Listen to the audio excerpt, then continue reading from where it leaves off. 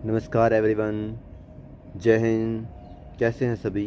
तो देखिए, आज हम अपना नेक्स्ट जो 10th की एनसीईआरटी का चैप्टर है the rise of nationalism in Europe, उसको स्टार्ट करने जा रहे हैं। लास्ट टाइम जो हमने चैप्टर किया है, हमारा जो लास्ट लेक्चर है, उसमें हमने पूरे फ्रेंच रिवॉल्यूशन को किया था।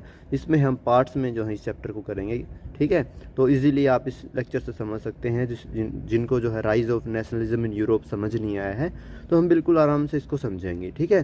थोड़ा सा रिकैप करते हैं, एक बार थोड़ा सा रिवीजन करते हैं। एक बार देखिए, हमने जो लास्ट टाइम फ्रेंच रिवॉल्यूशन में जो पढ़ा था, वो हमने जो आप ये देख रहे हैं जो कंट्री यूरोप, ये जो यूरोप है, इसके अंदर जो एक कंट्री है जो फ्रांस है, इसके बारे में हम जो है पढ़ने जा रहे हैं। तो ये फ्रांस था। यहाँ पर हमने लास्ट टाइम रिवॉल्यूशन पढ़ा था, किस तरीके से रिवॉल्यूशन होता है, और जो है जो आपका है 17 जो होता है 1789 में रिवॉल्यूशन होता है यहाँ पर।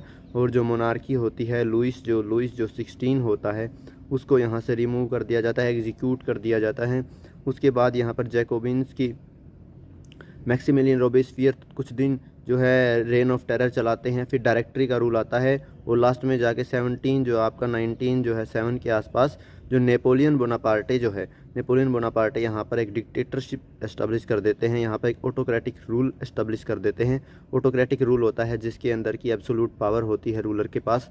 और यही नहीं, वो धीरे धीरे यहाँ पर अपने आसपास के जो स्टेट्स थे उनके ऊपर अटैक करना स्टार्ट कर देते हैं। यानी कह सकते हैं हम कि नेपोलियन जो होते हैं, नेपोलियन यहाँ से यूरोप के अंदर एक्सपेंशन शुरू कर देते हैं। और वो एक्सपेंशंस मेनली किन के खिलाफ था, जो मोनार्कीज़ थी ना, उनके खिलाफ था। यानी जो किंग्स थे, जो किंग्स बने हुए थे, जो पुराने टाइम से मोनार्कीज़ चली आ रही थी, उनको वो हटाना शुरू कर देते हैं।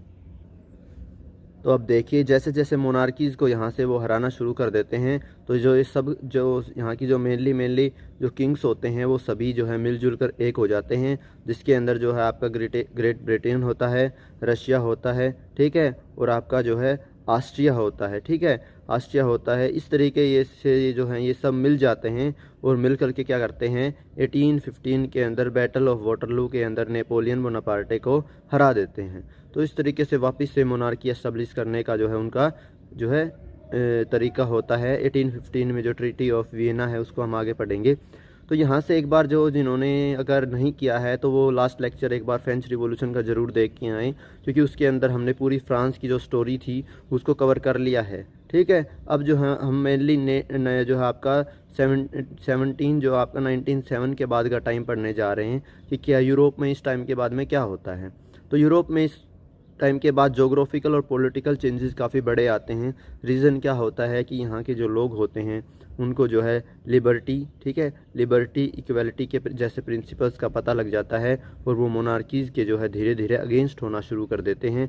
और वो क्या चाहते हैं, एक फ्रीडम चाहते हैं, वो मोनार्की से फ्रीडम चाहते हैं, और वो अपना एक कॉन्स्टिट्यूशन चाहते हैं, वो अपने इक्वल राइट्स चाहते हैं। इसलिए जो यूरोप है उसके अंदर धीरे धीरे डिमांड आना स्टार्ट हो जाती है। जो पहले स्टेट कहलाते थे सिर्फ, अब वो नेशन स्टेट बनने की तरफ जो है आगे बढ़ जाते हैं। वो नेशन स्टेट कैसे बनेंगे, किस तरीके से रिवॉल्यूशंस होंगे, फ्रांस के रिवॉल्यूशन का कैसे बाकी जो उसके स्टेट्स हैं आसपास के, उनके ऊपर क्या असर होगा, तो ये सब जो है हम इस चैप्टर के अंदर पढ़ने जा रहे हैं। और आप इजीली जो है हिस्ट्री के इस चैप्टर को समझ सकते हैं हमारी इस वीडियो से। तो आगे कनेक्ट रहिएगा। इस मैप को हम बार बार देखने आएंगे, तो ये थोड़ा सा माइंड में ज़रूर रखिएगा कि ये फ्रांस है, ये ऑस्ट्रियन एम्पायर है, ये ओटोमन एम्पायर है नीचे, ठीक है ना, और ये जो आपका इटली है, ये स्पेन का भी उस टाइम पर जो है मोनार्की थी यहाँ पर। तो इस तरीके से यहाँ ब्रिटेन में भी मोनार्की थी। तो यूरोप का जितना भी जो पार्ट है यहाँ सब मोनार्की से घिरा हुआ है। लेकिन फ्रांस के अंदर एक कॉन्स्टिट्यूशन एस्टेब्लिश कर दिया गया है, और मोनार्की को हटा करके जो है क्या कर दिया था, उन्होंने कॉन्स्टिट्यूशन बना लिया था। लेकिन वो लंबे टाइम तक नहीं चल पाया, क्योंकि जो जो जो आपके यहाँ पर नेपोलियन आएंगे, वो डिक्टेटरशिप एस्टेब्लिश कर देंगे। तो वो पूरी स्टोरी जो हम इसमें हम आगे देखेंगे। तो देखिए, आगे स्टार्ट करते हैं। तो आपका हिस्ट्री का जो 10th का एनसीईआरटी का जो चैप्टर है, वो शुरू होता है एक पेंटिंग से, और इस पेंटिंग से ही जो है आपको मेनली आइडिया आ जाएगा कि इसके अंदर हम क्या पढ़ने जा रहे हैं, ठीक है। तो द पेंटिंग का नाम है the pact between the nation, कि जो किस तरीके से विभिन्न राष्ट्रों के बीच में समझौता होने जा रहा है। ये पेंटिंग जो है 1848 के अंदर जो है बनाई गई थी, और किसने बनाई थी, फ्रेडरिक सोरियो ने बनाई थी, ठीक है भाई। ये पेंटिंग बनाई गई है फ्रेडरिक सोरियो के द्वारा। तो यहाँ पर ध्यान रखना है उनका नाम। और इसके अंदर उन्होंने क्या क्या दिखाया है, वो कह रहे हैं एक मतलब एक तरीके से एक ड्रीम, उस टाइम पर ये पॉसिबल नहीं था जो दिखाना चाह रहे हैं। तो डेमोक्रेटिक एंड सोशल रिपब्लिक्स का ड्रीम वो उस टाइम पर दिखाना चाह रहे हैं, क्योंकि यहाँ पर मोस्टली यूरोप के अंदर इस टाइम पर मोनार्कीज़ एस्टेब्लिश हो रखी हैं, और मोनार्कीज़ एस्टेब्लिश हो रखी हैं तो डेमोक्रेसी और जो है रिपब्लिक्स जैसे कॉन्सेप्ट जो है काफ़ी हद तक ऐसा लगता है कि ये तो थोड़े से जो है क्या हैं, थोड़े से इमेजिनरी हैं, यानी पॉसिबल ही नहीं है। अगर इतनी ज़्यादा मोनार्की यहाँ पर फैली हुई है तो किस तरीके से हम डेमोक्रेसी की जो है विचार रख सकते हैं, रिपब्लिक एस्टेब्लिश कर सकते हैं। तो इसलिए उसने थोड़ा सा ड्रीमी वर्ल्ड बताया है, या उसने जो है दूसरा जो है यूज़ किया है। फ्रेडरिक सोरियो जो पेंटर थे, उन्होंने पेंटर ने जो क्या है बताया है, यूटोपियन विज़न बताया है। यूटोपियन विज़न होता है एक ऐसी आइडियल सोसाइटी जो कभी पॉसिबल, जो अचीव करना जो है बहुत डिफ़िकल्ट होता है, जो अचीव नहीं की जा सकती। तो जो है ये पेंटिंग जो है फ्रेडरिक सोरियो की एक यूटोपियन विज़न में बताई गई है, यानी कहीं ना कहीं जो हमें फ्रांस से जो लिबर्टी, इक्वालिटी के, फ्रेटर्निटी के जो प्रिंसिपल मिले थे, उनकी हेल्प से कैसे जो है पूरे यूरोप के अंदर जो है हम कैसे पूरे यूरोप के अंदर जो है क्या इस्टेब्लिश कर सकते हैं, डेमोक्रेसी इस्टेब्लिश कर सकते हैं, और जो है डेमोक्रेसी एंड रिपब्लिक्स इस्टेब्लिश कर सकते हैं, ये कैसे पॉसिबल है। तो उस चीज़ को फ्रेडरिक सोरियो 1848 में जो है इस्टेब्लिश करना चाह रहा है, आपको शो करना चाह रहा है। इस पेंटिंग से भी कुछ समझने का है बहुत ज़रूरी है कि फ्रेडरिक सोरियो ने क्या दिखाना चाहा है। देखिए पेंटिंग के अंदर जो है स्टैचू ऑफ लिबर्टी है, ठीक है, क्या है, स्टैचू ऑफ लिबर्टी है। इस टाइम पर जो है लिबर्टी को पर्सोनिफाई किया जाता था एज ए फीमेल फिगर, ठीक है, ये ध्यान रखना, लिबर्टी को जो है एक फीमेल फिगर के रूप में पर्सोनिफाई किया गया है। और जो है आपका यहाँ पूछ सकता है कि कौन है वो लेडी जो फ्रेंच रिवॉल्यूशन में जो है दिखाई गई थी, ठीक है, तो ये मैरियाना है, ठीक है ना। कौन है ये जो है मैरियाना है, एक फ़ीमेल फिगर है जो फ्रेंच रिवॉल्यूशन में लिबर्टी को पर्सोनिफाई करती है। इसके हाथ में राइट्स का चार्टर है, मैंने लास्ट लेक्चर में बताया था क्या क्या राइट्स उस टाइम पर दिए गए थे, जो है सोवरेनिटी का, इक्वलिटी का, फ्रीडम का। और इनके दूसरे हाथ में जो है एक टॉर्च ऑफ एनलाइटमेंट है, यानी किस तरीके से लोगों को जो है रास्ता दिखाया जा रहा है, किस तरीके से लोगों को जो है मोटिवेट किया जा रहा है। और इस पेंटिंग के अंदर क्या दिखाए गए हैं, इस पेंटिंग के अंदर डिफरेंट कंट्रीज़ के फ्लैग्स दिखाए गए हैं, और दिखाया गया है कि किस तरीके से कंट्रीज़ की एक लंबी कतार जो है स्टैचू ऑफ लिबर्टी को होमेज दे रही है, श्रद्धांजलि दे रही है। इसके अंदर जो है अमेरिका जैसे नेशंस जो बहुत पहले जो है रिपब्लिक की डेमोक्रेसी अचीव कर चुके थे, क्योंकि जो आपका जो है आपने पढ़ा होगा कि जो अमेरिका जो है वो 1776 में ही फ्री हो चुका था। तो ये पेंटिंग तो 1848 में बनी थी। तो इस तरीके से कुछ ऐसे नेशंस भी थे जो पहले ही डेमोक्रेसी अचीव कर चुके थे, उनको भी दिखाया गया है। तो सभी कंट्रीज़ जो हैं इस स्टैचू ऑफ लिबर्टी को होमेज, श्रद्धांजलि दे रही हैं कि हमें राइट्स दिलाइए, ठीक है, हमें जो है ज्ञान का रास्ता दिखाइए, और हमें जो है इस मोनार्की से फ्री करवाइए। इसी पेंटिंग्स में जो है यहाँ पर आगे किंग्स के बिखरे हुए रिमेन्स पड़े हैं, एनसीईआरटी में देखोगे कि जो है मुकुट वगैरह और तलवार वगैरह, स्वॉर्ड्स वगैरह, तो क्या है वो शो कर रहे हैं कि मोनार्की अब जा चुकी है, और जो है हमें डेमोक्रेसी चाहिए है, हमें रिपब्लिक कंट्री चाहिए है। तो देखिए यहाँ से आप इजीली समझ सकते हैं कि जो फ्रेडरिक सोरियो है वो उनकी पेंटिंग में क्या शो करना चाह रहे हैं, पैक्ट बिटवीन द नेशन में क्या शो करना चाह रहे हैं। तो वो डेमोक्रेटिक एंड रिपब्लिक का जो है एक ड्रीम लेके यहाँ पर चल रहे हैं, जिसके अंदर कंट्रीज़ फ्री होंगी, कंट्रीज़ में फ्रीडम होगी, लिबर्टी होगी, इक्वलिटी होगी, ठीक है, पॉलिटिकल फ्रीडम होगी, इकोनॉमिक फ्रीडम होगी। तो इस तरीके का ड्रीम जो है फ्रेडरिक सोरियो ने अपने यूटोपियन विज़न के अंदर इस इमेज के थ्रू शो करना चाहा है, और बताना चाहा है कि किस तरीके से जो है वो एक आइडिया दे रहे हैं। ये यहाँ पर इमेज जो है फिर से मैं दिखा रहा हूँ यहाँ पर आपको कि जो इमेज जो है वो फ्रेंच रिवॉल्यूशन के दौरान उस फीमेल फिगर की है, उस फीमेल फिगर का नाम है मैरियाना, ठीक है ना। तो यहाँ पर इस इमेज के थ्रू जो है जिस स्टैचू को लेकर के जो है आपका जो स्टैचू ऑफ लिबर्टी एस्टेब्लिश किया गया था किस टाइम पर, फ्रेंच रिवॉल्यूशन के दौरान, वो जो है शो कर रहा है। जिस तरीके से इंडिया में भी जो है भारत माता को एक आइडलाइज कर दिया जाता है, पर्सोनिफाई कर दिया जाता है कि मातृभूमि के लिए, भारत माता के लिए, वैसा ही कुछ जो है आपका कंपैरिजन यहाँ भी जो है मैरियाना से जो है किया गया है, ठीक है। तो ये एक तरीके से पर्सोनिफिकेशन किया गया है। हालांकि इसमें फ्रेडरिक सोरियो बता रहा है कि जिस टाइम पर ये पेंटिंग बनी है 1848 के अंदर, तो इस टाइम पर जो पेंटिंग बनी है उस टाइम पर जर्मनी एक नेशन के तौर पर आया भी नहीं है। यानी जो आपका जर्मनी है, वो एक नेशन के तौर पर जो है अभी तो आया भी नहीं है, वो छोटे छोटे स्टेट्स के अंदर अभी बटा हुआ है, लेकिन फिर भी जो है जर्मनी के लोग एक कॉमन नेशन की डिमांड कर रहे हैं। तो यहाँ पर जो है आगे जो है, यहाँ तो 1848 का ही जिक्र है, तो आगे आने वाले टाइम में जो है आप क्या देखेंगे, किस तरीके से जो है आपका 1870s के बाद जर्मनी का भी यूनिफिकेशन हो जाएगा। तो यानी कहीं पहले ही वो आइडिया जो है एक नेशन स्टेट एस्टेब्लिश करने का लोगों के मन में आ चुका है, लिबर्टी फ्रीडम का जो है आ चुका है, एक्सप्रेशन ऑफ लिबरल होप्स, यानी फ्रीडम की वो होप्स, इक्वालिटी की वो होप्स लोगों के मन में आ चुकी हैं, चाहे वो फिर जर्मनी हो, चाहे वो यूरोप के बाकी नेशंस हो।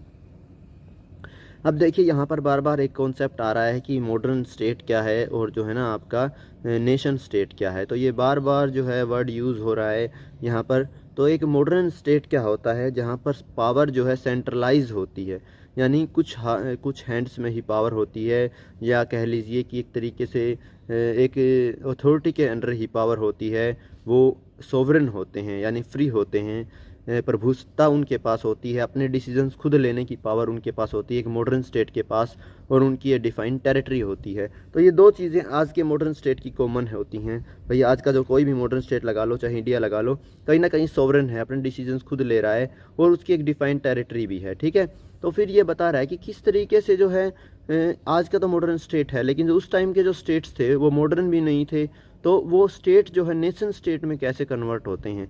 जो सिर्फ एक स्टेट था, जिसकी एक पॉपुलेशन थी, ठीक है, जिसकी एक जो है टेरिटरी थी, तो वो जो स्टेट है वो एक नेशन कैसे बनता है, वो नेशनलिज्म की फीलिंग कैसे आती है। इसीलिए चैप्टर का नाम द राइज ऑफ नेशनलिज्म भी है, कि किस तरीके से नेशनलिज्म की फीलिंग्स डिफरेंट नेशंस के बीच में आई है। तो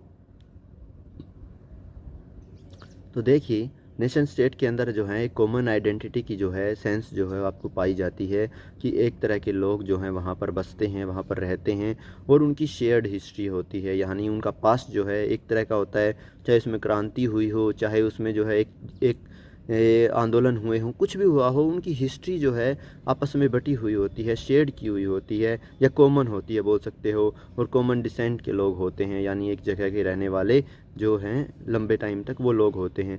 तो ये नेशन स्टेट की जो है थोड़ा सा समझाना चाह रहा है। यहीं पर साइड में एनसीईआरटी के बॉक्स में एक चीज़ दी गई है कि फ्रेंच फिलोसफर हैं अर्नेस्ट रेनन, ठीक है ना, ध्यान रखना ये फ़िलोसफर का नाम यहाँ से एक फ्रेंच फ़िलोसफर हैं अर्नेस्ट रेनन, जो क्या बताना चाह रहे हैं कि नेशन क्या है। ठीक है, तो उस टाइम पर जो ऑर्थोडॉक्स सोच थी, जो पुरानी सोच थी, वो कहती थी कि जो नेशन है उसमें सिर्फ क्या चीज़ें होती हैं कि एक शेयर्ड हिस्ट्री होनी चाहिए, कॉमन आइडेंटिटी होनी चाहिए, लेकिन ऐसा नहीं है। थोड़ा सा अर्नेस्ट रेनन ने जो है नेशन की डेफिनेशन को थोड़ा सा और ज़्यादा एलैबोरेट किया और ज़्यादा एक्सप्लेन किया है। वो कहता है कि नेशन स्टेट जो है सिर्फ कॉमन हिस्ट्री या पास्ट का ही नहीं होता, जो है एक जो है नेशन कब बनता है, जब उसके लोग जो हैं डिवोशन रहते हैं, डिवोटी रहते हैं अपने देश के प्रति, अपने देश के प्रति उन्होंने सेक्रीफाइस दिए होते हैं। तो इस तरीके से एंडेवर्स यानी डिफरेंट जो है फेज़ आंदोलनों वगैरह से गुजरे होते हैं, कॉमन स्ट्रगल से वो लोग गुजरे होते हैं, तो उसको भी जो है एक नेशन कहा जा सकता है, जो हीरोइक पास्ट हो जिनका, जैसे हमारे इंडिया ने भी भाई काफ़ी क्रांतियाँ लड़ी आज़ाद होने के लिए, ऐसे ही कोई भी कंट्री लगा लीजिए, उसका पास्ट कहीं ना कहीं वो फ्री होने के लिए, फ्रीडम अचीव करने के लिए वो लड़े हैं। ठीक है, वहाँ महान लोग होने चाहिए, चाहे वो स्वतंत्रता सेनानी हो या कुछ भी हो, उनकी ग्लोरी होनी चाहिए। इसी तरीके से जो है जो नेशन जो इन आइडियाज़ पे भी जो है बन सकता है, यानी नेशन सिर्फ शेयर्ड हिस्ट्री या कॉमन डिसेंट के लोगों से नहीं बनता, सेक्रीफाइस, डिवोशन, हिस्टोरिक पास्ट वगैरह से मिलकर भी एक नेशन का निर्माण किया जा सकता है, यानी कि उसको भी नेशन कहा जा सकता है। ये किसने कहा है? अर्नेस्ट रेनन ने कहा है, फ्रेंच फिलोसफर है। यानी नेशन की डेफिनेशन को थोड़ा सा और ज़्यादा अच्छे से एक्सप्लेन किया है। क्या कह रहा है? कॉमन ग्लोरीज इन पास्ट, ठीक है, पास्ट में कॉमन ग्लोरी हो, लेकिन प्रेजेंट में भी विल हो, अपने नेशन को चलाने के लिए, अपने नेशन को आगे बढ़ाने की इच्छा हो उनके अंदर, और जो है वो ग्रेट जो हैं डीड्स कह सकते हो या ग्रेट चीज़ें अपने नेशन के लिए टुगेदर मिल करके कह रहे, ताकि फ्यूचर में भी जो है वो नेशन आगे बढ़ता रहे, वो राष्ट्र आगे बढ़ता रहे। तो अर्नेस्ट रेनन ने नेशन की डेफिनेशन को थोड़ा सा और आगे बढ़ाया है। तो यहाँ से बहुत अच्छी एक्सप्लेनेशन अर्नेस्ट रेनन ने की है नेशन की।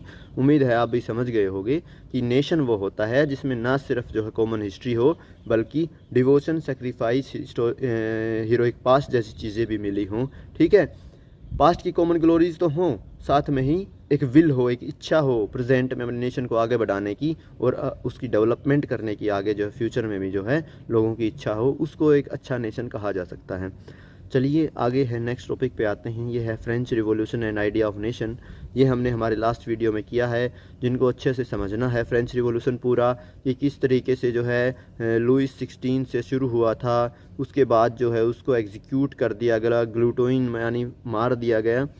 उसके बाद जो है जैकोबिन्स के अंडर रूल आया, उसके बाद है डायरेक्टरी रूल आया 5 मेंबर्स का, फिर वो भी नहीं चल पाया, तो फिर उसके बाद क्या होता है, नेपोलियन बोनापार्टे आ जाता है, और वो उसके आगे से जो हम यहाँ पढ़ेंगे। तो जिनको फ्रेंच रिवॉल्यूशन अच्छे से समझना है वो वापस से एक बार जाके वीडियो जो है देख सकते हैं, अच्छे से समझ सकते हैं। एक एक चीज़ को डिफ़ाइन करके समझाया गया है, एक एक टर्म समझाई गई है एनसीईआरटी की, तो आप एक बार देख लीजिएगा। देखिए तो अभी आगे बढ़ा रहा है कि किस तरीके से जो है आपका फ्रेंच रिवॉल्यूशन है वो यूरोप के ऊपर असर डालेगा, और किस तरीके से फ्रेंच रिवॉल्यूशन से ही एक नेशन का आइडिया निकल करके आएगा। ठीक है, तो यहाँ से देखते हैं कि कैसे फ्रेंच रिवॉल्यूशन ने एक नेशन का आइडिया दिया है। नेशन अभी हमने समझा है, वहाँ पर ऊपर फिर से जो है आप पॉइंट्स देख सकते हैं क्या क्या नेशंस के पॉइंट होते हैं। तो यहाँ देखिए 1789 तक बिल्कुल सही बात कह रहा है भाई। 1789 तक एब्सोल्यूट मोनार्की जो है फ्रांस के अंदर थी, और मैंने किंग भी बताया था, लुइस जो है 16 था वहाँ का किंग, और मैंने कहा था कि वो बोर्बन डायनेस्टी से था, और वो डायनेस्टी का जिक्र आगे फिर आएगा, तो डायनेस्टी भी याद रखना। लुइस 16 की बोर्बन डायनेस्टी है, ठीक है, और जो है फ्रांस का रूलर है, मैरी एंटोनिएट उसकी वाइफ है। ये चीज़ें हमने बेसिक अपने पिछले वीडियो में किए हैं। आगे देखिए, तो ये फ्रेंच रिवॉल्यूशन के दौरान क्या कुछ चीज़ें निकल के आई थी कि फ्रांस के लिए ला पैट्री का आइडिया था। ला पैट्री यानी द फादरलैंड। जैसे हम हमारे इंडिया में हमारी अपनी भूमि को मातृभूमि, ठीक है ना, मातृभूमि के रूप में देखते हैं, वैसे ही फ्रांस के अंदर जो आइडिया आया था, द फादरलैंड का आइडिया आया था, यानी कि जो फ्रांस की जो भूमि है वो सबके लिए कॉमन है, सब एक ही उस ज़मीन के भूमि के एक ही देश के बेटे हैं। ये आइडियाज़ जो है फ्रांस रिवॉल्यूशन से आए थे, जिन्होंने लोगों को मोटिवेट किया था। मोटिवेट करने के साथ साथ ऐसे आइडियाज़ क्या करते हैं, सबके मन में इक्वलिटी भी लेकर रखे आते हैं कि भाई हम सब यहाँ के निवासी हैं, तो एक कॉमननेस की फीलिंग जो है ऐसे आइडियाज़ से निकल करके आती है। इसके अलावा ले सिटोयन यानी सिटीज़न का आइडिया भी, हम सब यहाँ के सिटीज़न हैं, ऐसे दोनों आइडियाज़ जो हैं यहाँ से आए थे। तो ध्यान रखना, द ले पैट्री एंड द ले सिटोयन का आइडिया कहाँ से आया था, फ्रेंच रिवॉल्यूशन से आया था। कहीं पूछे किस रिवॉल्यूशन की देन है, तो फ्रेंच रिवॉल्यूशन की देन है। और इसका जो मीनिंग भी याद रखना, ला पैट्री होता है द फादरलैंड, ले सिटोयन होता है सिटीजन यानी वहाँ के निवासी। तो यहाँ से जो दो आइडियाज़ निकल करके आए हैं, ये फ्रेंच रिवॉल्यूशन के दौरान क्या दिखा रहा है कि आइडिया ऑफ नेशन कैसे बनेगा। आइडिया ऑफ नेशन बनने के लिए लोगों का इकट्ठा होना ज़रूरी है, और क्या क्या था उनके साथ, फ्लैग था उनका, तो ट्राई कलर फ्लैग जो है लास्ट टाइम मैंने पीडीएफ के अंदर समझाया है कि कुछ सिंबल्स थे, ठीक है, कुछ सिंबल्स थे फ्रेंच रिवॉल्यूशन के। उन सिंबल्स को ज़रूर देख के आना एक बार, वहाँ से आपको समझ आएगा कि किस तरीके से छोटी छोटी चीज़ें जो हैं एक रिवॉल्यूशन को आगे लेकर के जाती हैं। वहाँ पर एक रेड कैप थी, ठीक है ना, वहाँ एक ट्रायंगल के अंदर एक आई थी, वहाँ एक, ठीक है ना, इसके अलावा जो है एक बंडल ऑफ रोड्स था। इसके अलावा जो है ऐसी छोटे छोटे सिंबल्स, वहाँ टूटी हुई चेन थी कि वो किस चीज़ की निशानी थी, तो वो सिंबल्स एक बार ज़रूर देखना जो फ्रेंच रिवॉल्यूशन को डिनोट करते हैं। तो इस तरीके से हम देखते हैं आगे कि फ्रेंच रिवॉल्यूशन से जो है एक आइडिया ऑफ नेशन कैसे जनरेट होता है। तो देखना, न्यू फ्रेंच फ्लैग, एक ट्राई कलर, ठीक है ना, रेड वाइट ब्लू का एक ट्राई कलर का फ्लैग जो है यहाँ पर निकल करके आता है। आज भी यही कलर है, ठीक है ना। पुराने जो शाही झंडा, उस मोनार्की के अंडर जो झंडा होता है उसको हटा दिया जाता है, और यहाँ पर एक ट्राई कलर फ्रेंच फ्लैग जो लेकर के आया जाता है, जो एक कॉमन राष्ट्र की, कॉमन देश की जो है फीलिंग लेकर के आता है। वहाँ की जो स्टेट जनरल होती है, जो first second and third estate से मिलकर के बनी हुई है, लास्ट लेक्चर में समझाया है कौन फर्स्ट एस्टेट में था, कौन सेकंड में, कौन थर्ड में। और यहाँ से क्वेश्चन बहुत बनते हैं भाई, फर्स्ट एस्टेट में कौन था, उनके क्या पास क्या राइट्स थे, सेकंड एस्टेट में कौन था, उनके क्या राइट्स थे, थर्ड एस्टेट का क्या रोल था, ठीक है ना। इस तरीके से एक बार पिछले लेक्चर में जाके ज़रूर देखना इसको डिटेल में।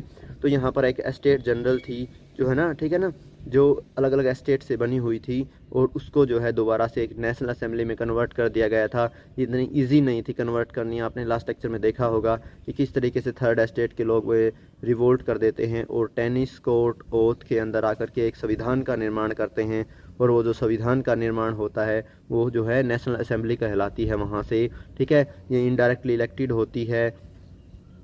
जो एक्टिव सिटीजन्स होते हैं वो वोट करते हैं, इलेक्टर्स वोट करते हैं नेशनल असेंबली में, इसलिए इनडायरेक्टली इलेक्टेड थी ये नेशनल असेंबली, ये भी ध्यान रखना। तो ये सारी चीज़ें जो मैंने फ्रेंच रिवॉल्यूशन के जो की पॉइंट्स थे मैंने आपको लास्ट लेक्चर में बता दिए थे। एक बार दोबारा देखने ला लेक्चर को, ताकि फ्रेंच रिवॉल्यूशन में कोई डाउट ना रहे, क्योंकि बहुत सारे क्वेश्चंस जो हैं एनसीईआरटी एग्जैक्ट वर्ड उठा के पूछ लेती है कि बताइए ये चीज़ कैसे पॉसिबल थी वहाँ पर, या ये लोग कौन थे, या ये क्या राइट्स थे इनके।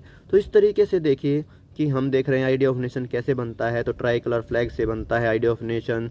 स्टेट जनरल को नेशनल असेंबली बना दिया जाता है। न्यू हिम्स कंपोज की जाती हैं। तो क्या आप मुझे बता सकते हैं कि जो फ्रांस के अंदर जो सॉन्ग गाया गया था फ्रेंच रिवॉल्यूशन के दौरान, जो आज नेशनल सॉन्ग है, ठीक है ना, क्या है, नेशनल सॉन्ग है फ्रांस का, राष्ट्रीय गान है फ्रांस का, वो गाया गया था उस टाइम पर फ्रेंच रिवॉल्यूशनरीज के द्वारा, उसका क्या नाम है? उसका क्या नाम है ये आप मुझे कमेंट में करके बता देना।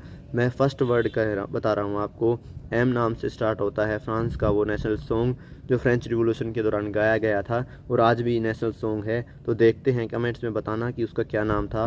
वो पुराने अलग लेक्चर में जो है मैंने पूरे डिटेल में बताया है किस तरीके से किसने कंपोज किया था, और जो है बाद में जा कर के वो नेशनल सॉन्ग भी बना। तो देखते हैं कितनी नॉलेज आपको हुई है वीडियो से। तो ये आपके लिए यहाँ पर एक क्वेश्चन है। इसके अलावा क्या था, जो अंदर जो टैक्स ड्यूटीज़ लग रही थी, टैक्स लग रहे थे, उनको ख़त्म कर दिया गया, ठीक है। Uniform system of weight and measures लाया गया, यानी सब जगह पर एक ही जैसे जो है पैमाने होंगे, लागू होंगे, वो चीज़ें लाई गई। इसके अलावा जो है क्या है आपका,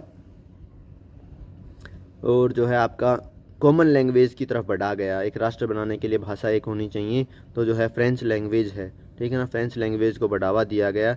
तो इस तरीके से छोटी छोटी चीज़ों से एक आइडिया ऑफ नेशन निकल करके आता है जो हमने समझा है।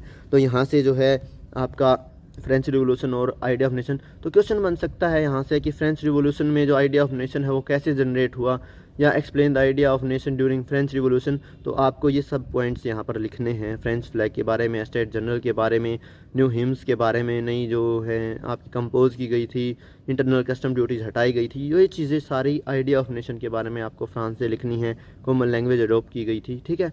तो यहाँ से आपका नेक्स्ट टॉपिक आता है, यहाँ तक से जो है आपका फ्रेंच रिवॉल्यूशन ख़त्म होता है और फ्रांस के अंदर आगे क्या होता है ये बात है कि देखिए अब क्या होता है। ये है नेपोलियन बोनापार्टे, जिसका हम बार बार जिक्र कर रहे हैं, जिसने जो है 1789 के बाद 1797 के बाद जो है कमान संभाली थी, 1797 के बाद, और जो है 1815 तक जो है डिक्टेटर रहा था फ्रांस का। और यहाँ बैटल ऑफ वाटरलू में इसको हरा दिया गया था, और हराने के बाद जो है मेरे ख्याल से 1821 के आसपास इसकी डेथ हो गई थी, ठीक है।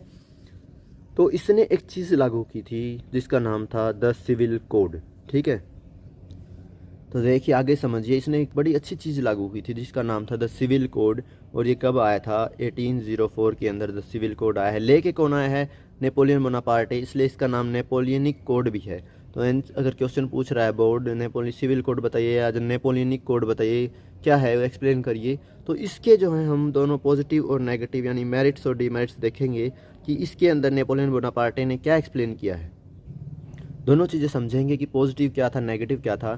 तो देखिए नेपोलियन बोनापार्टे जैसे ही रूल में आया, उसने एडमिनिस्ट्रेशन में सबसे बड़ा चेंज किया, यानी वहाँ के प्रशासन में सबसे ज़्यादा बड़ा चेंज किया, जिसका लोगों को लंबे टाइम से वेट था। तो यहाँ से हम उसके जो है प्रशासनिक सुधारों के बारे में देखेंगे क्या क्या प्रशासनिक सुधार किए। तो देखिए नेपोलियन बोनापार्टे ने फ्यूडल सिस्टम, जो वहाँ जमींदारी सिस्टम था, लास्ट लेक्चर में समझाया था, याद हो तो एक चीज़ बताई थी कि वहाँ पर वो एक पेंटिंग थी, फेमस पेंटिंग है the spider and the fly, जिसमें स्पाइडर होता है एक लैंडलॉर्ड और फ्लाई होता है एक पीजेंट, एक फार्मर किसान। किस तरीके से वो जो है एडवांटेज उठाता है किसानों से और जो है टैक्स नहीं भरता है और जो है फ़ायदा उठाता है। तो जो इस तरीके से जो है एडमिनिस्ट्रेशन जो था वहाँ का बहुत ख़राब हो चुका था, जिसने फार्मर्स और जो है आपके पीजेंट्स की जो है बहुत ज़्यादा हालत ख़राब कर दी थी। तो उस चीज़ को वो यहाँ पर सुधारता है कौन? Napoleon Bonaparte.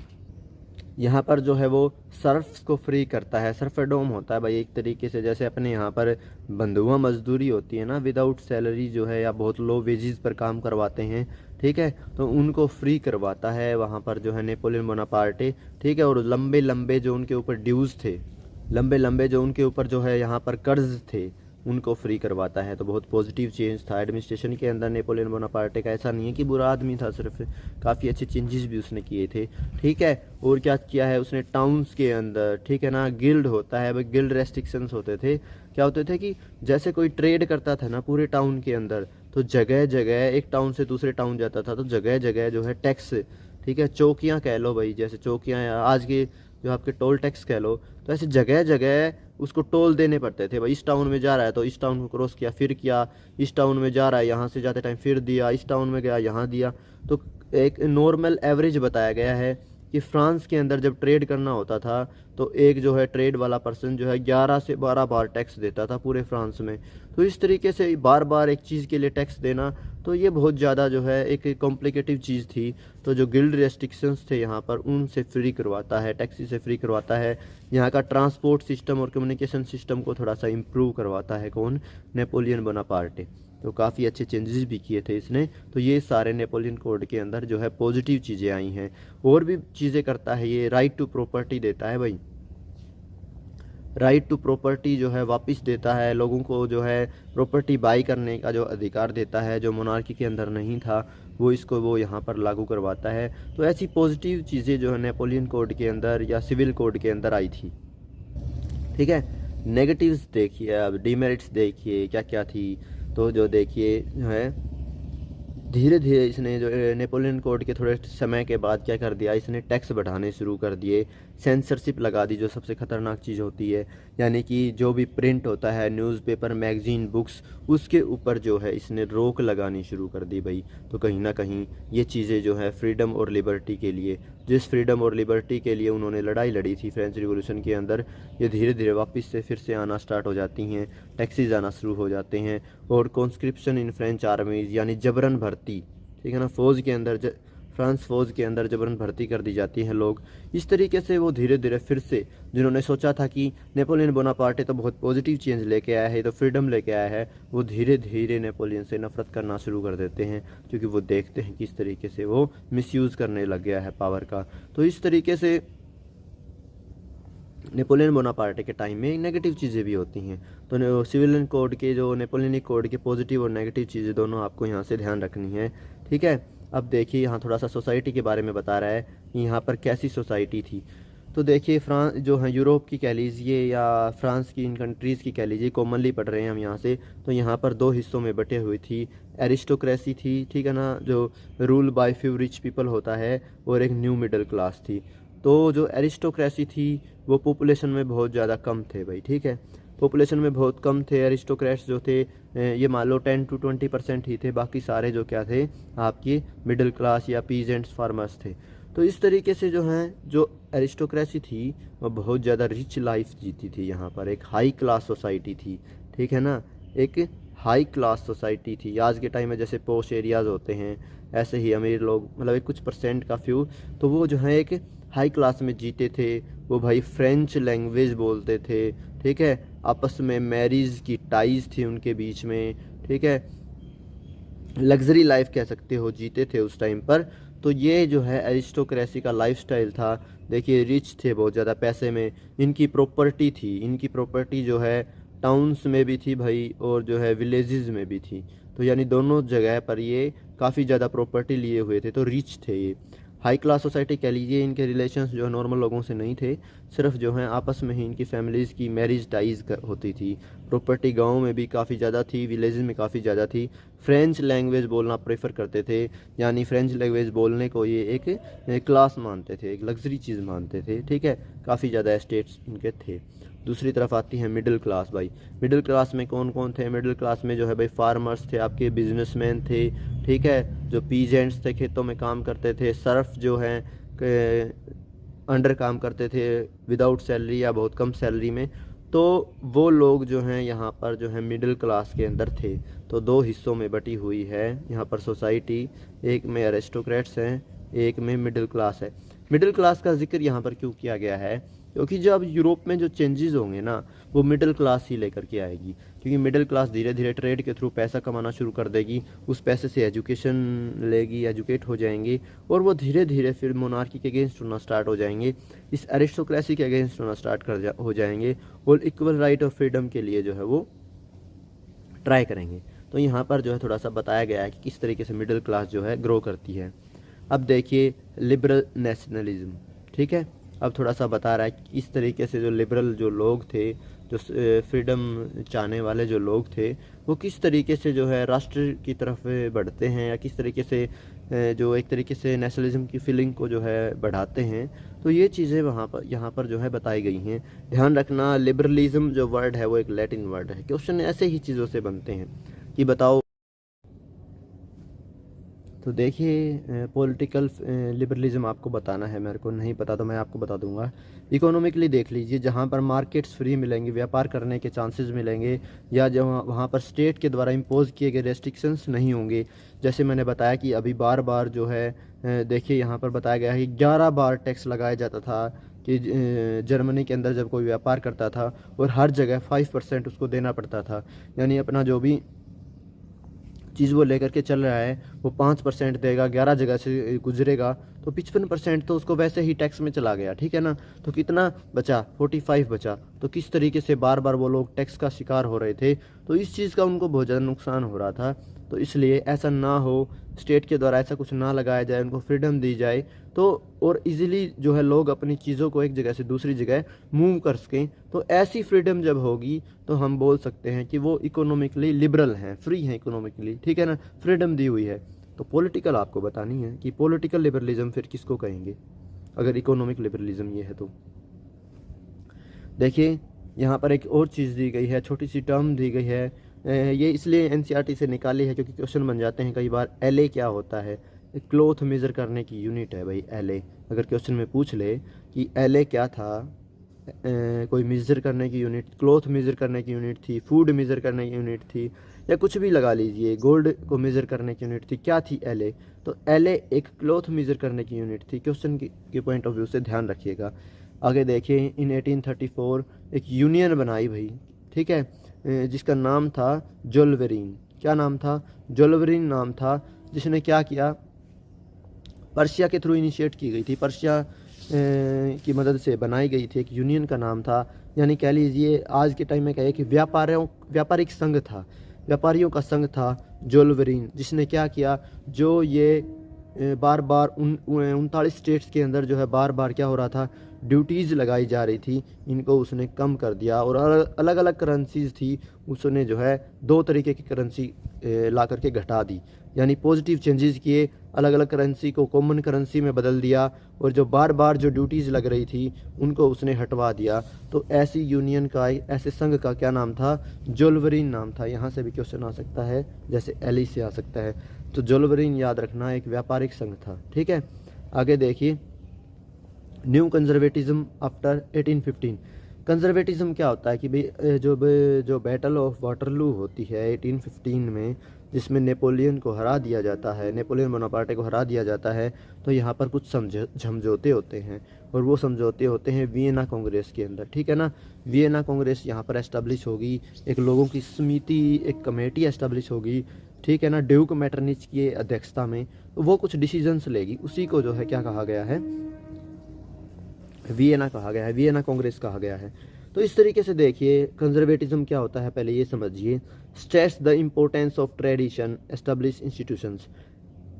वो एक फ़िलोसफी कह लीजिए, एक ऐसी फ़िलोसफी, एक ऐसी विचारधारा जो ट्रेडिशन के ऊपर, ठीक है ना, ट्रेडिशन कल्चर के ऊपर, वहाँ की सभ्यता के ऊपर जो है जोर दे, फोर्स करे, या फिर वहाँ की एस्टेब्लिश इंस्टीट्यूशंस, यानी वहाँ पर चर्च हैं तो चर्च, मंदिर है तो मंदिर, या वहाँ पर जो पुराने टाइम से चलते आ रहे हैं गुरुकुल, माला एजुकेशन में गुरुकुल है तो गुरुकुल है तो गुरुकुल, यानी वहाँ पर पुराने टाइम में एस्टेब्लिश जो इंस्टीट्यूशंस हैं उनके ऊपर फोकस करे, वहाँ के रीति रिवाजों पर फोकस करे, वहाँ के कल्चर पर फोकस करे, उसको कंजर्वेटिज्म बोलते हैं। और ये लोग विश्वास करते हैं ग्रेजुअल डेवलपमेंट में, यानी धीरे धीरे विकास होना चाहिए, ना कि क्विक चेंज होना चाहिए। एकदम से क्रांति नहीं, क्रांति के थ्रू आप कुछ नहीं बदल सकते, धीरे धीरे सब कुछ बदला जाएगा। तो इस चीज़ को क्या कहते हैं भाई? इसको कहते हैं कंजर्वेटिज्म। यानी कंजर्वेटिव विचारधारा एक ऐसी विचारधारा है या कंजर्वेटिव विचारधारा को मानने वाले ऐसे लोग हैं जो क्या कहते हैं, वहाँ के रीति रिवाजों में, कल्चर में बिलीव करते हैं, वहाँ के इंस्टीट्यूशंस में बिलीव करते हैं और वो धीरे धीरे विकास चाहते हैं, ना कि किसी क्रांति या रिवोल्यूशन के थ्रू जल्दी बदलाव चाहते हैं। तो एक तरीके से ये रिवोल्यूशनरीज़ के खिलाफ थे, ये बिल्कुल अपोजिट है रिवोल्यूशनरीज़ के। एक साइड कंजर्वेटिव्स हैं यूरोप के अंदर, एक साइड रिवोल्यूशनरीज़ जो क्रांतिकारी हैं वो हैं। तो आई होप कंजर्वेटिज्म आप समझ गए होंगे। कंजर्वेटिव्स कौन होते हैं? जो रीति रिवाजों में, इंस्टीट्यूशंस में बिलीव करते हैं, धीरे धीरे बदलाव चाहते हैं। और क्या है, देखिए एस्टाब्लिश इंस्टीट्यूशंस में जो इनके जो है एस्टाब्लिश हो रखे हैं, चर्च या जो भी कहिए, या जो सोसाइटी का जो तरीका जो एस्टाब्लिश हो रखा है, जैसे वहाँ पर उस टाइम में जो है भाई लैंडलॉर्ड्स थे या किंग्स थे, तो उन चीज़ों को बचाना चाहते हैं, चर्च को बचाना चाहते हैं। या जो सोशल हायरार्की जो एस्टाब्लिश हो रखी थी, first second class, third class, property होनी चाहिए कुछ लोगों के पास, ठीक है। तो इस तरीके की चीज़ों में बिलीव करने वाले जो हैं लोग जो हैं वो कंजर्वेटिव्स कहलाते हैं, ठीक है। लेकिन अब ये कह रहा है कि यहाँ पर कंजर्वेटिव्स भी बिल्कुल प्योर कंजर्वेटिव्स नहीं थे, वो भी थोड़ी सी चीज़ें समझ चुके थे फ्रेंच रिवॉल्यूशन के बाद कि थोड़े से बदलाव तो ज़रूरी हैं। वो मानते थे कि एक मॉडर्न आर्मी बहुत ज़रूरी है किसी भी नेशन के लिए, तो कंजर्वेटिव्स जो हैं इस चीज़ को सपोर्ट करते हैं। एक अच्छी ब्यूरोक्रेसी वहाँ पर ज़रूरी है ताकि वहाँ के एडमिनिस्ट्रेशन को चलाया जा सके, वहाँ का एडमिनिस्ट्रेशन करप्ट ना हो। तो थोड़ा सा जो है कंजर्वेटिव्स के मन में ये था कि हाँ एक अच्छी आर्मी, एक अच्छी प्रशासन की व्यवस्था होनी बहुत ज़रूरी है। तो इस तरीके से उन्होंने मान लिया धीरे धीरे कि जो एबोलिशन ऑफ फ्यूडलिज्म है, जो सर्फेडोम है, वो क्या कर सकता है, कहीं ना कहीं मोनार्कीज़ को स्ट्रॉन्ग कर सकता है। यानी वो चाहते थे कि अगर जो किंग है, जो ऑटोक्रेटिक गवर्नमेंट है, वो तभी पावरफुल होगी जब उसके पास एक अच्छी आर्मी होगी, उसके पास एक अच्छी ब्यूरोक्रेसी होगी, ठीक है। तो कहीं ना कहीं चाहते थे वो मोनार्कीज़ को ही वापस लाना थे, लेकिन अब वो मोनार्की में थोड़ा बदलाव चाहते थे कि एक ऐसा मोनार्क होना चाहिए, एक ऐसा राजा होना चाहिए जिसके पास आर्मी भी अच्छी हो, एडमिनिस्ट्रेशन भी अच्छा हो, इकोनॉमी के लिए भी वो अच्छे स्टेप्स ले रहा हो, तभी उसकी जो है लंबे टाइम तक चल सकता है। नहीं तो रिवोल्यूशन हो जाएगा तो राजा को फिर से हटा दिया जाएगा। तो इस तरीके से कंजर्वेटिव्स को बताया गया है। अब यहाँ पर क्या है, एक ट्रीटी ऑफ वियना बताई गई है। जैसे ही नेपोलियन बोनापार्टे को बैटल ऑफ वाटरलू में हरा दिया जाता है, अच्छा ये ध्यान रखना, जो बैटल ऑफ वाटरलू है उसके अंदर नेपोलियन हारा तो है, पर किससे हारा है ये ध्यान रखना, ये आपका ब्रिटेन, रशिया, ऑस्ट्रिया, ठीक है, पोलैंड, तो ये सारे जो मोनार्क्स थे यहाँ के, ये सब मिल जाते हैं किसके अगेंस्ट, नेपोलियन के अगेंस्ट लड़ाई लड़ते हैं और 1815 में हरा देते हैं। हराने का क्या कारण था? जाहिर सी बात है भाई, मोनार्कीज़ के अगेंस्ट था, ये राजाओं को हटाना चाहता था, अपना रूल एस्टाब्लिश करना चाहता था। इसलिए ये क्या करते हैं, अपने राज्य को बचाने के लिए सब मिल करके एक बैटल लड़ते हैं और नेपोलियन को हरा देते हैं। तो इस तरीके से नेपोलियन हार जाता है। अब यहाँ पर क्वेश्चन आएगा, इम्पोर्टेंट बात याद रखने की क्या है कि ड्यूक मेटरनिच कौन था? जो ट्रीटी ऑफ वियना है, ये जो है किसने, जो है आपका ऑस्ट्रिया के अंदर जो है वियना है, ये जो है ऑस्ट्रियन चांसलर था। कहाँ का चांसलर था? ऑस्ट्रिया का चांसलर था। ये ऑस्ट्रेलिया नहीं है, ये ऑस्ट्रिया है।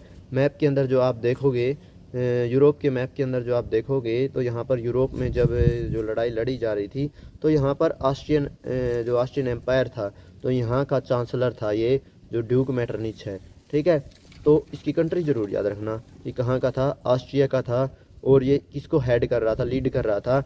ये जो है ट्रीटी ऑफ वियना 1815 को लीड कर रहा था, ठीक है। तो इसके अंदर क्या फ़ैसले लिए जाते हैं इस ट्रीटी के अंदर? बोर्बन डायनेस्टी जो थी, आपको मैंने बताया था पहले भी, बोर्बन डायनेस्टी का फिर से नाम आएगा क्योंकि जो लुइस 16 भी इसी डायनेस्टी का था। तो इसी डायनेस्टी को वापस से एस्टेब्लिश कर दिया जाता है पावर के अंदर। यानी मोनार्की चली गई थी, रिपब्लिक आया, रिपब्लिक के बाद डिक्टेटरशिप आई नेपोलियन के अंडर, और वापस से मोनार्की लाई गई, ठीक है, जानबूझ के वापस से मोनार्की लाई गई, ठीक है। तो ये मीटिंग है, ठीक है ना, ये ड्यूक मेटरनिच जो है आपका मीटिंग ले रहा है, जिस मीटिंग के अंदर डिस्कस हो रहा है ट्रीटी ऑफ वियना में क्या क्या करना है।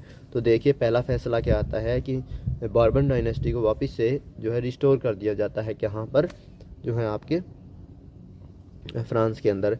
तो आगे देखिए और क्या फ़ैसला लेते हैं, बाउंड्रीज़ लगा देते हैं, फ्रांस की बाउंड्रीज़ को फिक्स कर देते हैं ताकि आगे आने वाले टाइम में, जैसे नेपोलियन ने एक्सपेंशन कर दिया था, ने फ्रांस से साइड में बाउंड्रीज़ में फैलने लग गया था, वो जो हमला करने लग गया था, तो बाउंड्रीज़ फिक्स कर दी ताकि आने वाले फ्यूचर में जो है आपका फ्रांस फिर से वापस दूसरे देशों को ऑक्युपाई ना करे। तो दूसरा फैसला जो है आपका इसमें ये था। नेक्स्ट क्या है, the kingdom of Netherland set up कर दिया गया है। पर्शिया को जो है नई टेरिटरीज दे दी गई हैं।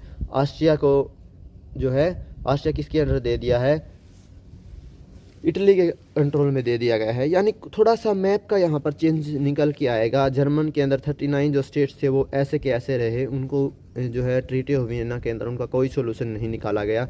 यही चीज़ आगे जाके जो वापस से आप देखोगे कि यूनिफिकेशन ऑफ जर्मनी में फिर से रोल प्ले करेगी। जो ये सारे चेंजेस हो रहे हैं ना, ये जो सारे चेंजेस हो रहे हैं, पर्शिया को नई टेरिटरी दी जा रही है, ऑस्ट्रिया का कंट्रोल दिया जा रहा है, या फिर कह लीजिए आप पोलैंड जो है वो रशिया के अंडर दे दिया जाता है। तो अब यूरोप में जब रिवोल्यूशंस होंगे ना, क्रांतियाँ होंगी, तो यही चीज़ें जो हैं, इन्हीं चीज़ों के अगेंस्ट लोग जा करके रिवोल्ट करेंगे। लेकिन अभी तो हमें ये ध्यान रखना है कि ट्रीटी ऑफ वियना में क्या क्या हुआ था। तो एक बार मैप से समझ लो भाई, ट्रीटी ऑफ वियना के अंदर फ्रांस के अंदर जो है क्या लाया गया, वापस से बर्बन डायनेस्टी का जो है रूल लाया गया, यानी फिर से राजशाही, फिर से मोनार्की लाई गई, ठीक है। और वो किन के अंडर थी, कंजर्वेटिव्स के अंदर थी भाई। कंजर्वेटिव्स एक तरीके से उसको रूल कर रहे थे, ठीक है। जो 39 फेडरेशंस थे, जो जर्मनी के 39 फेडरेशन थे, उनको अनटच छोड़ दिए गए, उनको कुछ नहीं किया गया। नीदरलैंड यहाँ पर नया बसाया गया भाई, ठीक है। यहाँ पर नीदरलैंड का एस्टेब्लिशमेंट किया गया, ठीक है। ऑस्ट्रिया का कुछ कंट्रोल जो है इटली के अंडर में दे दिया गया। पोलैंड का कंट्रोल रशिया के अंडर में दे दिया गया। तो इस तरीके से ट्रीटी ऑफ वियना में ये फैसले लिए गए थे। इन फैसलों को आपको ध्यान में रखना है कि क्या क्या इसमें फैसले हुए थे। तो ट्रीटी ऑफ वियना ड्यूक मेटरनिच ने जो है लीड करी थी। ड्यूक मेटरनिच एक ऑस्ट्रिया का जो है आपका, ऑस्ट्रिया का जो है चांसलर था, ठीक है। तो इस कंजर्वेटिव गवर्नमेंट क्या रिजल्ट लेके आती है, एक ऑटोक्रेटिक रिजल्ट लेकर आती है, जहाँ पर एब्सोल्यूट रूलर होते हैं, यानी जो कॉन्सिक्वेंसेस, परिणामों के बारे में नहीं देखते, सिर्फ डिसीजंस लेते हैं, ना वो लोगों से डिस्कस करते हैं। तो एक ऑटोक्रेटिक गवर्नमेंट यहाँ पर एस्टेब्लिश कर दी गई बर्बन डायनेस्टी की। और कंजर्वेटिव्स क्या करते थे, वो बिल्कुल भी क्रिटिसिज्म, यानी उनका कोई क्रिटिसाइज़ करता था, उनको जो है आलोचना करता था, वो बिल्कुल सहन नहीं करते थे, ठीक है। और एक तरीके से उनको पकड़ के जेल में डाल देते थे। जो एक्टिविस्ट थे उनको पकड़ के जेल में डाल देते थे। तो ये जो है आपका रिजल्ट निकल के आया इस कंजर्वेटिव गवर्नमेंट का। यानी आफ्टर वियना कांग्रेस 1815 के बाद क्या चेंजेस हो रहे हैं, ऑटोक्रेटिक गवर्नमेंट आ गई है, क्रिटिसिज्म टॉलरेट नहीं कर रही, जेल में डाल रहे हैं, सेंसरशिप लगा दी गई है भाई। फिर से न्यूज़पेपर, बुक्स, ड्रामा, प्लेस, जो भी क्या क्या चलेगा, कौन से सॉन्ग्स बनाए जाएंगे, उनके ऊपर फिर से रोक लगा दी गई है कि जो भी चीज़ें लिबर्टी और फ्रीडम को शो करेंगी वो नहीं प्रिंट होंगी, उनके ऊपर बैन लगा दिया गया है। यानी फिर से एक तरीके से जो मोनार्की का फॉर्म वापस आ रहा है यहाँ से, ठीक है। तो आप देख सकते हो इस कंजर्वेटिव गवर्नमेंट का क्या जो है यहाँ पर रोल रहता है। नेक्स्ट में पढ़ेंगे हम रिवोल्यूशनरीज कौन थे, किस तरीके से क्या रोल प्ले करते हैं यूरोप के अंदर, क्रांतिकारी कौन थे। तो यहाँ तक देख लीजिए आप कंजर्वेटिव्स को। तो देखिए यहाँ से मेन हमने पढ़ लिया है कि क्या कौन कंजर्वेटिव्स थे। लिबरल नेशनलिज्म क्या था भाई, किस तरीके से वो इकोनॉमिकली अचीव किया गया था। मैंने क्वेश्चन पूछा है कि पॉलिटिकली बताना है कि लिबरलिज्म क्या होता है। ध्यान रखना, इस क्वेश्चन का आंसर कमेंट्स में कर देना, नहीं पता हो तो कमेंट कर देना, मैं आंसर कर दूंगा आपको कि पॉलिटिकल लिबरल क्या होता है, ठीक है। एरिस्टोक्रेसी, मिडिल क्लास बता दी, रिच पीपल थे, हाई क्लास सोसाइटी थी, काफ़ी ज़्यादा प्रॉपर्टी थी। मिडिल क्लास में बिजनेसमैन वगैरह, ट्रेड मर्चेंट्स, फार्मर्स वगैरह आते थे, जो थोड़े बहुत एजुकेट हो गए बाद में। यहाँ पर जो है आपका बताया गया है नेपोलियन कोड में क्या क्या था, किस तरीके से पॉजिटिव और नेगेटिव इम्पैक्ट इसके निकल के सामने आए, जो यहाँ पर नेपोलियन कोड साइन किया गया था। और फ्रांस के अंदर आइडिया ऑफ नेशन कैसे निकल करके सामने आया है। तो यहाँ तक ये लेक्चर आपका यहीं ख़त्म करते हैं हम। इसमें जो है जो rise of nationalism in Europe, आगे समझेंगे कि क्रांतिकारी लोग क्या बदलाव लेके आते हैं। यानी अगले लेक्चर में हम जो है आपका 1815 के बाद का टाइम समझेंगे। अभी हमने समझ लिया है 1797 से 1815 तक क्या हुआ, वियना कांग्रेस वगैरह ये सब समझ लिया। इसके बाद की ड्यूरेशन को देखेंगे और यूरोप के अंदर जो नेशन है उनमें कैसे इटली फ्री होगा, ठीक है ना, किस तरीके से ग्रीस फ्री होगा, और किस तरीके से जो है आपका स्पेन को फ्री कराया जाएगा। तो पोलैंड के अंदर रिवोल्यूशन होंगे। तो यूरोप की जो बाकी कंट्रीज़ के जो रिवोल्यूशन है वो बचे हैं, ये हम नेक्स्ट लेक्चर में समझेंगे, ठीक है। चैनल से जुड़े रहिएगा। इससे पहले वीडियो डाली गई है फ्रेंच रिवोल्यूशन की, वो फ्रांस से रिलेटेड है, 9th से, वो देख लीजिएगा। और जो है स्टे कनेक्टेड, ठीक है, और टेक केयर, बाय।